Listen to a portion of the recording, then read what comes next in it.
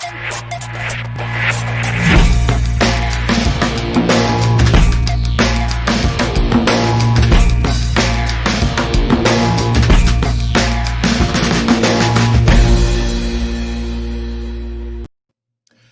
Sunday, everybody. Welcome to the abbreviated weekend edition, the check-in of Daily Distinction. Really glad that you're here. Hope your weekend is going great. We're having a good time. Tam and I had date night last night. We haven't done that for a while. We have tended to stay very close to the house, as you might imagine, with what we went through, both testing positive for COVID. But we had a little date night last night. Went to one of our fave local places called Gitanos. If you live in Vegas, that is certainly a restaurant that you need to go to. Nick is just fantastic. You know, one of the funny things is when I lived in California, the late Gitano had a restaurant there. And my late wife and I used to go there and visit that. And then we move over here and there's a Gitanos here. We're like, wow, what a coincidence. Found out it was the same guy had moved over here just as we did. So if you're in Vegas, it is a great local place to go to. So Curtis, great seeing you. You're in Alamo, Nevada today. I live in Nevada and I don't know where Alamo, Nevada is. There's a lot of small town. Now, it's hard to stump me on small town Indiana. I promise you that, because I know just about every small town in Indiana, but not up to speed on my new state here. Not even my new state, been here forever, but Alamo's a new one on me. So I don't know where that is. I got to check it out. Hey, here's one of my fave people, June Klein, in the house. Hi, June. Great to see you. Brian, hey, yeah, and tonight's the night. Thank you for bringing that up, Brian. As always, on Sunday nights at 8 o'clock, 5 o'clock Pacific, it's the Ken and Glenn Show with a guy named Scott, and we're going to have a great show tonight. So make sure you join us tonight. Check in with us, because it's always one of the great fun times of the week for me to be on with my pals Ken and Glenn. Charles, great to see you, my friend. How are you from the beautiful foothills of East San Jose? Man, that just sounds fantastic. Jerry, we're talking about coaching. Yep. So I figured you'd be front and center. And I know that you've got some great insight and great ideas on that. Yeah, it was, Pam. We had a nice meal out last night. Then we went over to Green Valley Ranch and had a nightcap, and we have some friends that work there, got to see them. So all is good. Scott, always great to see you. Thank you for being here. Brian, I would love it if you would share the Distinction Summit website. It is there. It is so good. Glenn, transactional or transformational? Well, that is one way to put it. I've got a different approach to it, but you are absolutely right. Those are two types of coaching right there. So everybody's saying hello. Gotta love that. It's between Vegas and Ely. Interesting. All right, I'll look that up. So, hey, Sophie from Denmark. So great to see you. How are you? Good grief, what time is it in Denmark?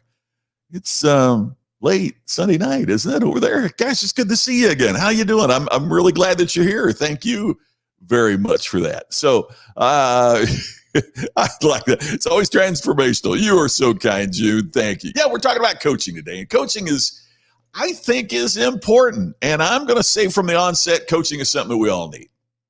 It's something we all need.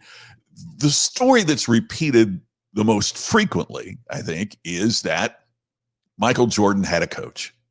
Every day of his basketball career, he was the greatest of all time. Most would say, many would say. But he still had a coach. LeBron James still has a coach. When you watch the great tennis matches, whether Wimbledon, French Open, whatever, they always show the coach in the stands of that particular. He might be the number one tennis player in the world, and he still has a coach he works with constantly. And coaching is something, I think it's been a very, very positive revolution. We're seeing more coaches than ever. Now, just like when any business grows, any industry grows, there are those that aren't as good as others. Who's that, putting that diplomatically? Is that all right? Well, I mean, think about it. A gazillion years ago, PageMaker came out for the Macintosh, and you didn't have to go to a typesetter to get a newsletter laid out. You just did it on your laser printer and printed it out, which meant all of a sudden now there's more newsletters than ever before. And it also meant there were more bad newsletters than ever before. Podcasting and the ability for all of us to be broadcasters comes out.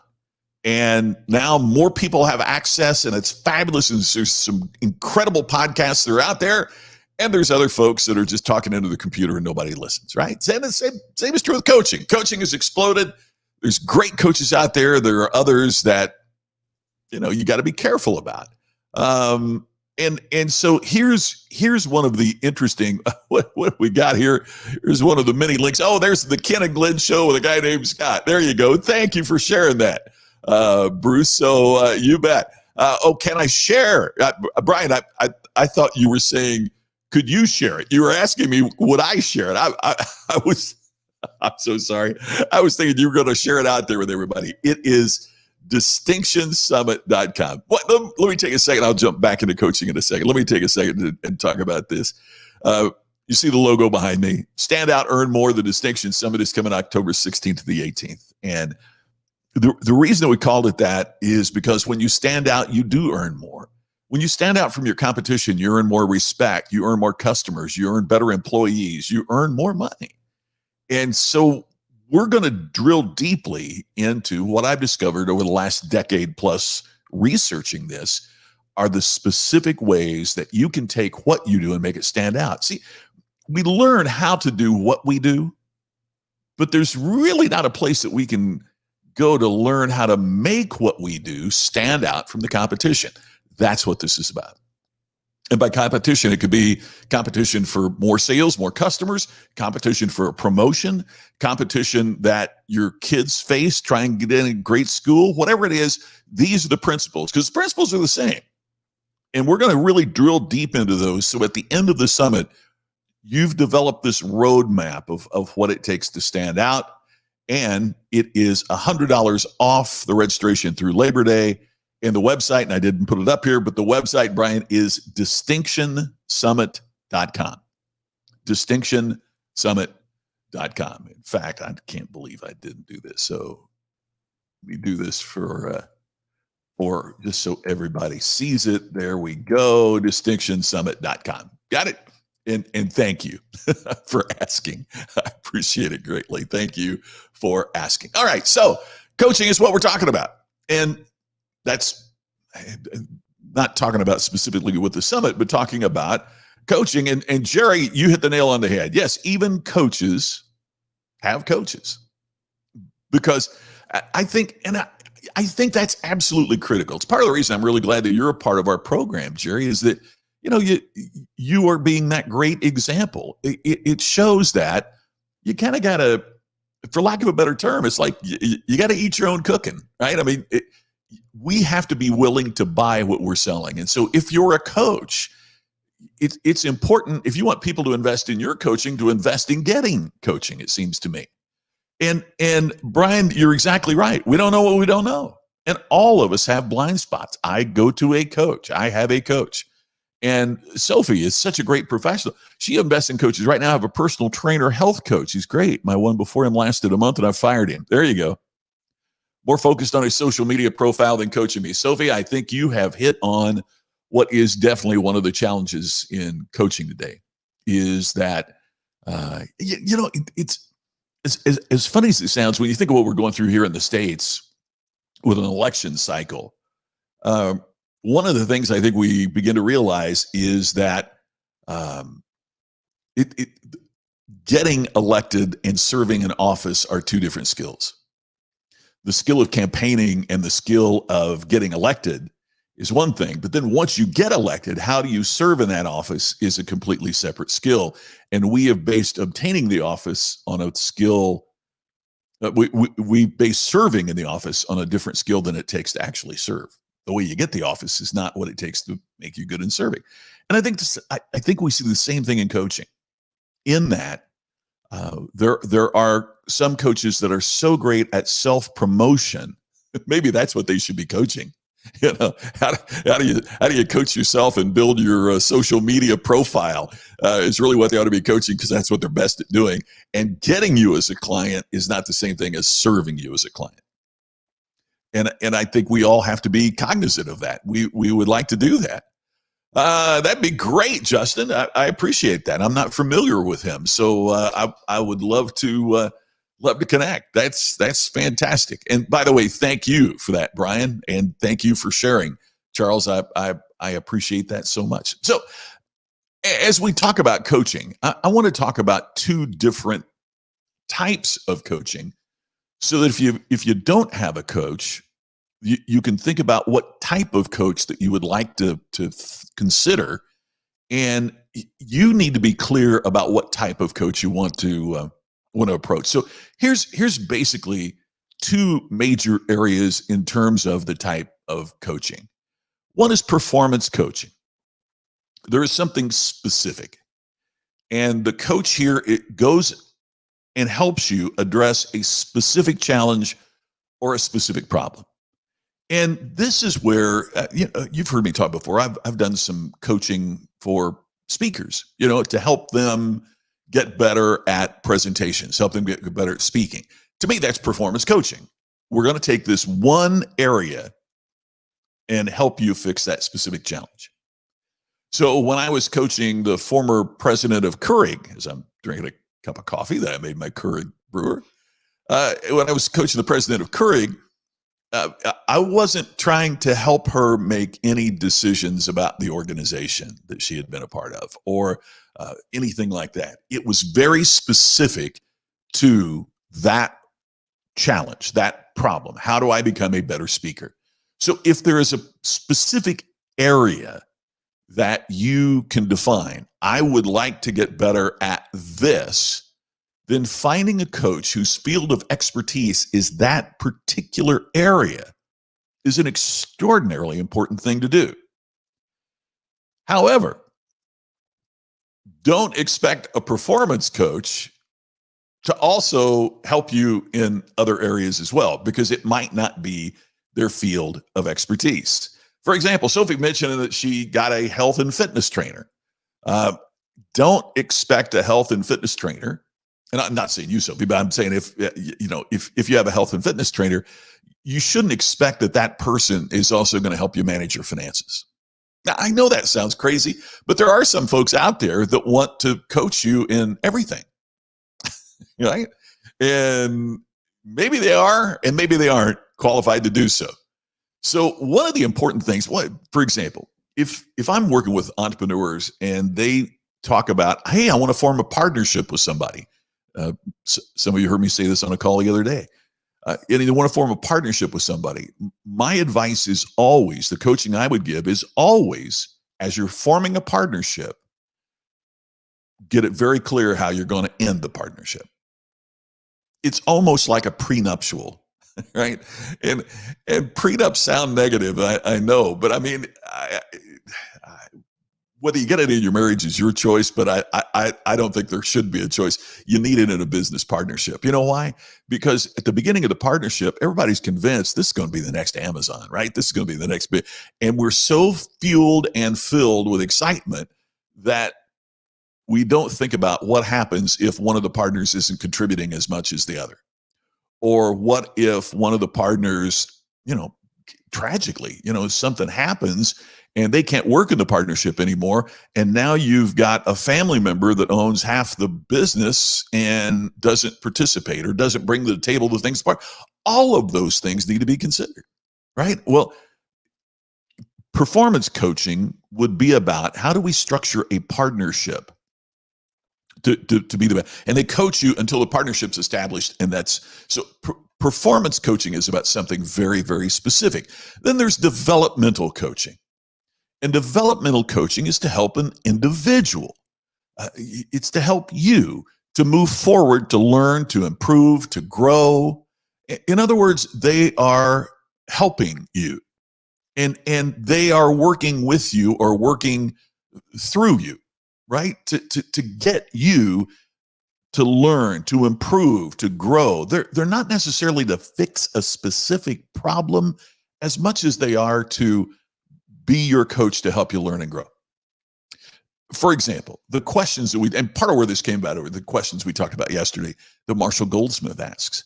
Marshall Goldsmith, I would think, is a perfect example of a developmental coach. because what he does is work with CEOs to help them to move forward and to ask the right questions and to do the right things in their business. So all of those are critically important. Hey, Ellen, the one you need is the one that's the right fit. Yeah, absolutely. And that's why I'm bringing this up. And if people are wondering about the fee and choose it that way first. Yeah. See, there you go. The fee and the fee situation too, to me, kind of gets back to that conversation that we have sometime about cost. The cost is not the same as the price. To me, the cost is, what's this going to cost me in terms of time? What's this going to cost me in terms of effort? But also, what's it cost me if I don't do it? Right? What does it cost me if I leave this on the table and I don't move forward? To me, I mean, the price is how much you pay for it. You know, it's Jim Rohn, the late great Jim Rohn, had a line about, you know, what does it cost to, and he was talking about a great book. You know, what does a book cost that could change your life? $12? No, that's the price. The cost is, what if your life doesn't change because you don't read the book? And so you've got to, the fit has to come before fee. Fit before fee. Are you the right fit? Jerry, yeah, keeping you as a client. Yes, absolutely. Brian, a breakthrough money had a series why people they're unwilling to confront themselves. Yes, absolutely. Absolutely. We've got to be willing to, and there's the challenge, right? I mean, that's what's so impressive to me. Like, for example, Marshall Goldsmith, about the people that he works with and the level, because it says something about him, but it also says something about the CEO. Because when you get to be the CEO of a major organization and everybody is shining your shoes and kissing up to you, to be willing to say, I need to hear it straight from somebody. And even though I'm CEO of the XYZ company, I can make myself better. I can get better. And that's confronting yourself. That's really important. We'll come back to your comments in just a second, but I want to make certain that we say this. Coaches should take a look at three things. And as you're looking for coaching, here are three things you want them to observe. The project, perhaps, that you're working on, that you're getting coaching on, the patterns of behavior that have happened. And that could be a consultant for an organization looking at the patterns about, you know, why are customers disappointed, or why don't we keep good employees, or why don't we, right? So all of those things could be part of a pattern, a process that's in the organization. And third is the person. So it's a project that they would examine. Maybe you're tackling, for example, one of the things I've gotten coaching on is virtual events. I wanted to get coaching to make certain that the Distinction Summit, from the structure of it, was the best it could possibly be. So I invested in a coach to help coach me in terms of, how do you structure a summit? See, I've got the content, right, of how you do this. I've got over a decade of research on it. But how do you structure that in a summit so that people end up with the project, the pattern, the process necessary? So I went and got coaching on that. So you take a look at that in a way that helps you identify what you need, and also helps the coach identify what's the best outcome. What is the best outcome? Yeah, you wouldn't take that kind of. Yeah, exactly. Yeah. I get it, Ellen. If the first question is, what's your charge? It's to me, that's a red flag. That's a red flag. I understand that financially sometimes arrangements don't work out. Hey, that's great. The last thing I want is for a client who feels stress to come for me to coaching, and the financial arrangements are such that it stresses them out even more, because find the level of investment that you're comfortable with so that this can be productive, right? I was talking with some folks about how to make a summit successful. And they said, well, first you spend about 200 grand on ads. Well, given what's happened in the meeting marketplace and all this kind of stuff and other things in our lives, I just got to be honest with you. I just can't sit here and go, oh yeah, 200 grand, I'll throw it out there for ads and take a chance. I won't do it. Can't do it. Right. So that's not a person I need to be involved with. If the base level is your entry price, right, to get in the dance is 200 grand. And I'm not willing to do that. And it doesn't matter where the level is. We're all kind of in that situation, right? And so we have to be comfortable with the investment. But that wasn't my first question. And it shouldn't be for any coaching client or a coach. Thank you, Brian. I appreciate that. There's a difference between the price and the cost. Jerry, that's so insightful. Yeah. And which is part of why the coach can see things that others can't. Jerry, I will bet you, and I don't even have to tell you what I'd bet because I know I'd win. I would bet you that you have clients all the time who say, wow, I didn't think of that. Or wow, I never saw that. It's amazing to me, with the coaching that I do, how many times people go, oh yeah. And there's a point that you think, how did you not see that? You work at this every day. And that's exactly the reason why they didn't see it, right? It's getting that look at you from 30,000 feet. Well, thanks. I appreciate that, Brian. I think it's, yeah. And I think coaches can be a little bit of both too, right? I mean, along the way, as they get to know you, they feel more, you might hire them for a specific project. And then as they get to know you, you might hire them for personal, professional development. That could happen, but it's important. See, the reason it's important to understand the two of those is to make certain that you're clear about what you need and that you're clear about what constitutes a successful engagement with that coach. Because let's face it, if you don't know where the goal line is, how in the world do you successfully score the touchdown? Right? I mean, we've got to know what the end result is that we desire. What's the end result that we have? Michael Bungay Stanier is somebody that we follow each other on social media. We met a couple of times, and I love this. He says all coaches should be asking this important question. And what else? And what else? Right? Whether it is about the problem that you have, or whether it's in terms of a project that you're working on, or in terms of personal, professional growth and development. What else? What else do we need to do? What else could you do? What else can make it happen? Well, yeah, 200,000, but there's no guarantee it means 200 people show up. Yeah, exactly. Yeah, I'm with you there. There's some math there that's kind of kooky, Charles. Yeah, but they're saying that would get like 2,000 people to show up. All right, well, maybe someday. And see, there's the thing. It's okay with our own individual goals. It's okay to be. Some people say, well, why would you dampen it? Why would you not think that you could get 2,000 people there? Well, I hope, maybe the 5th Distinction Summit, we do have that. But this is the first one. And I'd rather do it right for a smaller group than to, put all my money in that. It just doesn't make sense, right? And you know what? A coach told me that too, the one I ended up with. Brian says the price is looking uphill, evaluating why yes, exactly. It's the difference between mindset and individual examination. You're exactly right.